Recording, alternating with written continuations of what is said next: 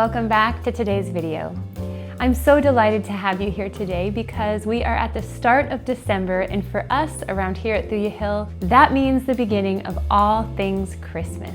So I have a hard and fast rule that I do not decorate or really start thinking about Christmas until Thanksgiving is over. And this is mainly just because I want to focus on one holiday at a time. But I can tell you that the moment Thanksgiving is over, I can only think Christmas. And so that includes things like Christmas cookies, decorations, and music. Christmas is in full swing over here at Thuja Hill. And one of the ways we really mark the seasons is through holiday baking. Now this year, I wanted to do something extra special, and that is to bake a cookie that I have never baked before. This particular cookie is one that I remember from my childhood. I grew up in a home whose heritage was in large part Swedish, and so many of the family customs that we enjoyed growing up were Scandinavian of some sort. One of the cookies that I will never forget being on the holiday table as a child was a special Scandinavian cookie called a Sandbakkel. And I believe the actual term means sand pastry. And that is because the cookie itself is just like sand. It's like a sugar cookie, kind of like a shortbread, but a little bit less shortbready. But regardless, it is delicious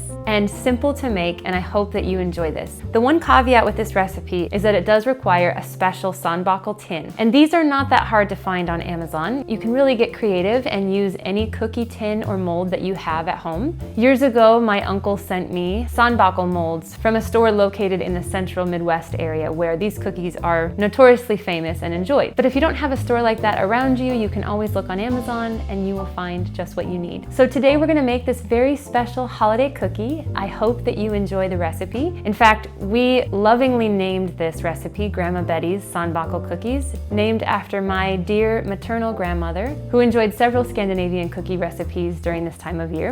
In fact, my mother just told me this morning that my great-grandmother loved and used this recipe for years as well. So I invite you to join me for today's video where we will get started with our holiday baking and bake some festive Sandbakkel cookies. Come on, let's go. All right, friends, well, here we are. We are at the Christmas kitchen over here at Thuja Hill, and we are gonna get started on our Sandbakkel cookie. Now, these are the tins that I have. I actually decided to use the ones I ordered from Amazon because they are a little bit bigger than the ones that my uncle sent me. Those are great too. I wanted a little bit bigger of a cookie though, so I did go with a larger tin from Amazon. These are stainless steel, and I will put the link below if you need your own set of Sandbakkel cookie tins. So we have those, and the neat thing about these cookies is that you are going to make each individual cookie in its own little tin. As you can see, it looks like a miniature pie tin, and so when you are making these cookies, you're gonna form them each into their own individual tin, and then you're gonna set them on a baking sheet to cook. Okay, so this recipe could not be any more simple, and there are many adaptations you can make depending on your dietary preferences. I am not currently using all-purpose flour in my kitchen or white sugar, so I'm gonna adapt using my own variety of ingredients, which I will share with you today. So the first and most important ingredient of this recipe is butter. We are gonna be using 1.5 cups of softened butter today.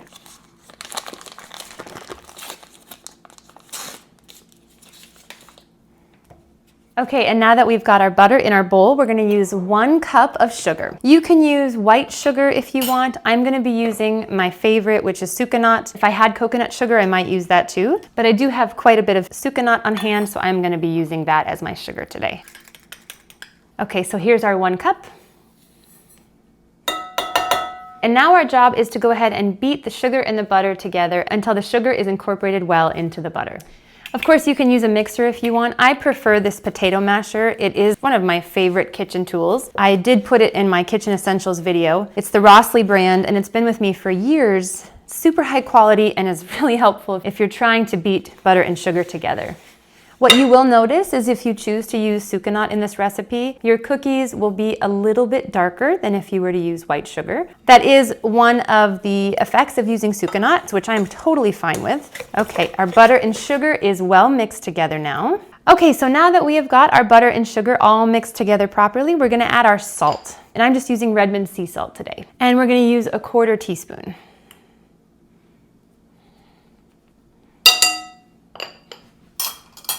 We are also gonna add 1 egg.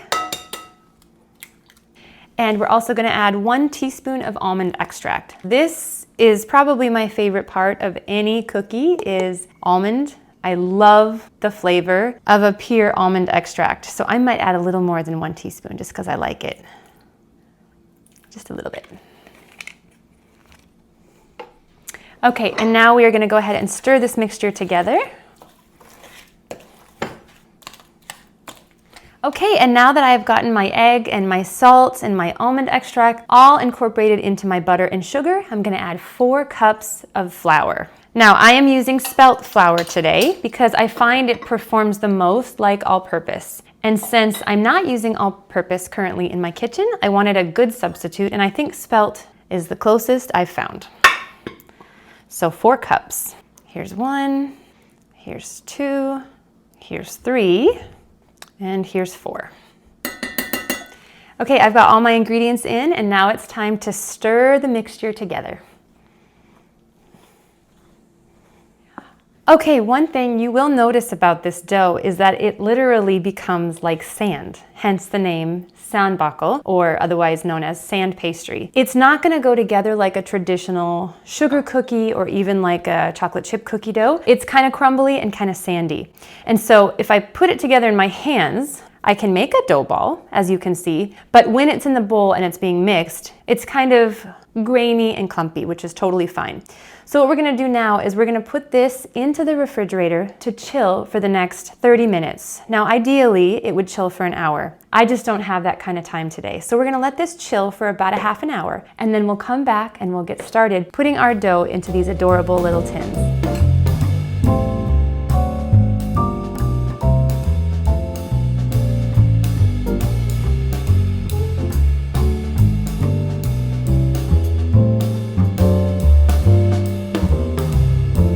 Okay, so I'm actually gonna set our Sandbakkel tins on a cookie sheet to bake that way. So once they're all formed, I'll put them on there like this, and I'll probably be able to get 4 or 5 cookies in a row. I'm just gonna go ahead and put the dough that has been chilling in the freezer into these little Sandbakkel molds. I'm just gonna press. I don't want them too thick. The idea is that they kind of cave in like a pie crust, if you can imagine that. So if you get too much dough like I did in this first one, you're gonna wanna take it out and make sure that you get a nice hollow center of sorts, like a pie crust. So there's cookie number 1, all formed. And now I will just get on filling this tray with all of my Sandbakkel cookies.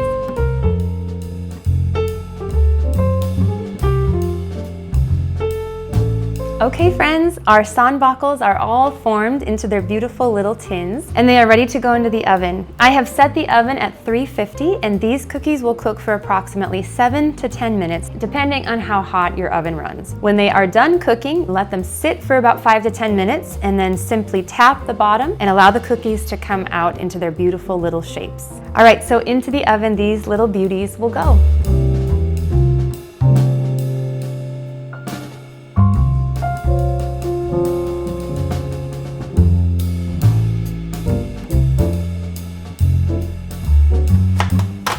Okay friends, here are our beautiful little Sandbakkel cookies, all cooked up and taken out of the oven. As you can see here, they've just taken on the shape of the mold really nicely, and they look like little pie crusts actually, which is super cute, and I can smell the almond in the cookie just wafting up. So now we are gonna let these cookies sit for about 5 to 10 minutes until they cool, and then we will tap the bottom of the tin and the cookies will come out, and I'll put them on a beautiful plate to enjoy.